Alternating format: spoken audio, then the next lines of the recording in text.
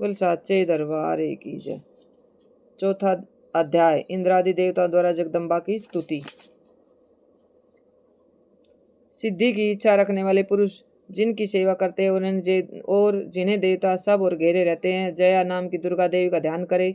उनके श्री अंगों की चमक काले मेघ के समान श्याम है, अपने कटाक्षों से शत्रुओं को भयभीत करती है। उनके माथे पर चंद्रमा की रेखा शोभा पाती है।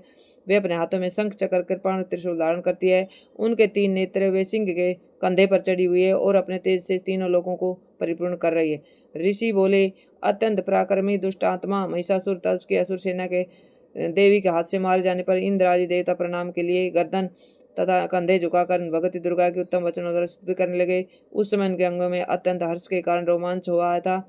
देवता बोले, संपूर्ण देवताओं की शक्ति का समुदाय ही जिनका स्वरूप है तथा जो देवी शक्ति से संपूर्ण जगत में व्यापक है, समस्त देवताओं और महर्षियों की पूजनीय जगदम्बा को हम भक्तिपूर्वक नमस्कार करते हैं। वे हम लोगों का कल्याण करे। जिनके अनुपम प्रभाव और शक्ति का वर्णन करने के भगवान शेषनाग ब्रह्मा जी तथा महादेव जी भी सामर्थ्य नहीं रखते हुए भगवती चंडिका संपूर्ण जगत का पालन और अशुभ भय का नाश करने का विचार करे। जो पुण्य आत्माओं के घरों में स्वयं ही लक्ष्मी रूप से, पापियों के यहाँ दरिद्रता रूप से, विशुद्ध अंतःकरण वाले पुरुषों के हृदय में लज्जा रूप से निवास करती है, उन आप भगवती दुर्गा को हम नमस्कार करते हैं। देवी, विश्व का पालन कीजिए। हे देवी, आपके इस अगम रूप का असुरों के नाश करने वाले महान पराक्रम तथा समस्त देवताओं और दैत्यों के समक्ष युद्ध में प्रकट किए हुए आपके अद्भुत चरित्रों का हम किस प्रकार वर्णन करें। आप संपूर्ण जगत की उत्पत्ति के कारण हैं। आप में सत्व, रज और तम ये तीनों गुण मौजूद हैं, तब भी दोषों के साथ आपका संसर्ग नहीं जान पाते। आप ही सबका आश्रय स्थान है। यह समस्त जगत आपका अंशभूत है, क्योंकि आप सबकी आदिभूता अव्याकृता प्रकृति है। हे देवी, संपूर्ण यज्ञों में जिनके उच्चारण से सब देवता तृप्ति लाभ करते हैं, वह सभा इसलिए आप ही है। इसके अतिरिक्त आप पितरों की भी तृप्ति का कारण है, इसलिए सब लोग आपको सवदा भी कहते हैं। हे देवी, जो मोक्ष की प्राप्ति साधन है, अचिंत्य महावर्त स्वरूप है, समस्त दोषों से रहित जितेंद्रिय तत्व को ही सार वस्तु मानने वाले तथा मोक्ष की कामना रखने वाले मुनिजन जिसका अभ्यास करते हुए भक्ति परा विद्या आप ही हैं। आप सबद स्वरूप है, अत्यंत निर्बल ऋग्वेद, यजुर्वेद तथा उद्गित के मनोहर पदों के पाठ से युक्त सामवेद का भी आधार आप ही हैं। आप देवी तीनों वेद और भगवती 6 ऐश्वर्यों में से युक्त है। इस विश्व की उत्पत्ति एवं पालन के लिए आप ही वार्ता, कृषि एवं आजीविका के रूप में प्रकट हुई है। आप संपूर्ण जगत की घोर पीड़ा का नाश करने वाली है। हे देवी, जिसे समस्त शास्त्रों के सार का ज्ञान होता है, वह मेधा शक्ति आप ही है। दुर्गम भवसागर से उतारने वाली नौका रूपी दुर्गा देवी भी आप ही है। आप आसक्ति शून्य है। कैटभ के शत्रु भगवान विष्णु के वक्षस्थल में एकमात्र निवास करने वाली भगवती लक्ष्मी तथा चंद्रशेखर द्वारा सम्मानित गौरी देवी भी आप ही है।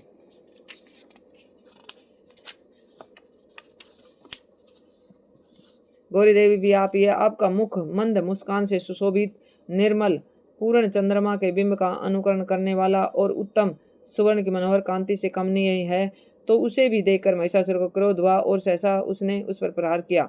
यह बड़े आश्चर्य की बात है, क्योंकि क्रोध पूरित यमराज को देखकर भला कौन जीवित रह सकता है। हे देवी, आप प्रसन्न हो।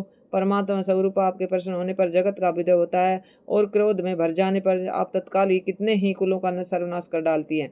यह बात अभी अनुभव में आई है, क्योंकि महिषासुर की यह विशाल सेना क्षण भर में आपके क्रोध से नष्ट हो गई है। सदा अभ्युदय प्रदान करने वाली आप जिन पर प्रसन्न रहते हैं, वे ही देश में सम्मानित है। उन्हीं को धन और कीर्ति की प्राप्ति होती है। उन्हीं का धर्म कभी स्थिर नहीं होता, तथा वे अपने ही समस्त स्त्री, पुत्र और वृत्तों के साथ भाग्यवान माने जाते हैं। देवी, आपकी ही कृपा से पुण्यात्मा पुरुष प्रतिदिन अत्यंत श्रद्धापूर्वक सदा सब प्रकार के धर्म अनुकूल कर्म करता है। उसके प्रभाव से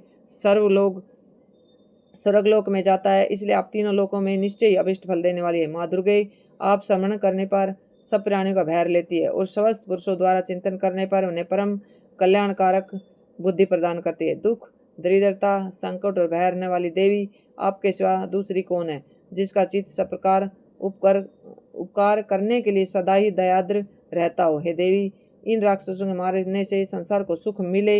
ये राक्षस चिरकाल तक नरक में रहने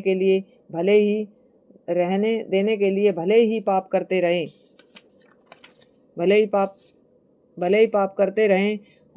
रहे हों, इस समय संग्राम में मृत्यु को प्राप्त कर स्वर्गलोक में जाएं। निश्चय ये सोचकर आप शत्रुओं का वध करती हैं। आप शत्रुओं पर शस्त्रों का प्रहार क्यों करती है? समस्त शस्त्रों को दृष्टिपात मात्र से भस्म समाप्त क्यों नहीं कर देती? इसमें भी एक रहस्य है। ये शत्रु भी हमारे शत्रुओं से पवित्र होकर उत्तम लोकों में जाए, इस प्रकार उनके प्रति भी आपका विचार अत्यंत उत्तम रहता है। खड़ग के तेज पुंज की भयंकर दीप्ति से तथा आपके त्रिशूल के अग्रभाग की घनीभूत प्रभा से चौंधिया कर जो असुरों की आंखें फूट नहीं गई, जिस उसमें कारण यही था कि वह मनोहर रश्मियों से युक्त चंद्रमा के समान आनंददायक आपके ही सुंदर मुख का दर्शन करते हैं। हे देवी, आपका शील दुराचारियों के बुरे बर्ताव को दूर दूर करने वाला है। साथ ही यह रूप ऐसा है जो कभी चिंतन में भी नहीं आ सकता और जिसका कभी दूसरे से तुलना नहीं हो सकती, तथा आपके बल और पराक्रम तो उन असुरों का विनाश करने वाला है जो कभी देवताओं के पराक्रम को भी नष्ट कर चुके थे। इस प्रकार अपने शत्रुओं पर भी अपनी दया ही प्रकट की है। वरदायिनी देवी, आपके इस पराक्रम की किससे साथ तुलना हो सकती है, तथा शत्रुओं को त्रस्त करने वाला एवं अत्यंत मनोहर ऐसा रूप भी आपके सिवा और कहाँ है। हृदय में कृपा और युद्ध में निष्ठुरता, ये दोनों बातें तीनों लोकों के भीतर केवल आप में ही देखी गई है। हे माता, आपने शत्रुओं का नाश करके त्रिलोकों की रक्षा की है। उन शत्रुओं को भी रणसतली में मारकर स्वर्गलोक में पहुंचाया तथा उन्मत्त दैत्यों से प्राप्त होने वाले हम लोगों के भय को दूर किया। आपको हमारा नमस्कार है। देवी, आप शूल से हमारी रक्षा करें, जगत धातु खड़ग से हमारी रक्षा करें, घंटे की ध्वनि धनुष के चंद्रकार से आप हम लोगों की रक्षा करें। हे चंडी के पूर्व पश्चिम दक्षिण दिशा में हमारी रक्षा करें। तीनों लोकों में आपके जो परम सुंदर एवं अत्यंत भयंकर रूप विचरते रहते हैं, उनके द्वारा भी आप हमारी तथा पृथ्वी पर रक्षा करें। अंबिके, आपके कर कमलों में शोभा पाने वाले खड़ग, शूल और गदा आदि जो अस्त्र हों, उन सबके द्वारा आप सब ओर से हम लोगों की रक्षा करें।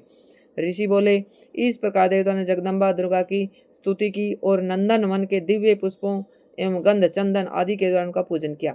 फिर सबने मिलकर जब भक्ति पूर्वक दिव्य धूपों की सुगंध निवेदन की, तब देवी ने प्रसन्न वदन होकर प्रणाम करते हुए सब देवताओं से कहा। देवी बोली, देवताओं, तुम सब लोग मुझसे जिस बात की कामना करते उसे मांगो। देवता बोले, भगवती ने हमारी सब इच्छा पूर्ण कर दी है, अब कुछ भी बाकी नहीं है, क्योंकि हमारा यह शत्रु महिषासुर मारा गया।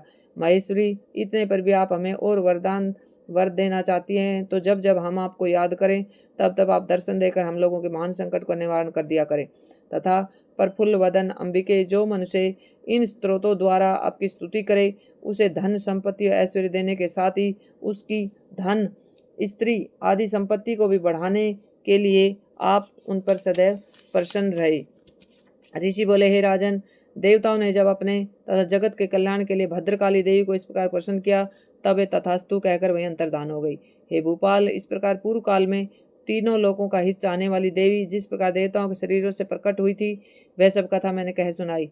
अब पुनः देवताओं का उपकार करने वाली हे वे देवी असुरों तथा शुंभ निशुंभ का हनन करने एवं सब लोगों की रक्षा करने के लिए गौरी देवी के शरीर से जिस प्रकार प्रकट हुई थी, वह सब कथा मेरे मुंह से सुनो, मैं उसका तुमसे वर्णन करता हूँ। इति इंद्र स्तुति नामक चौथा अध्याय। जयकारा शेरवाल के बोल।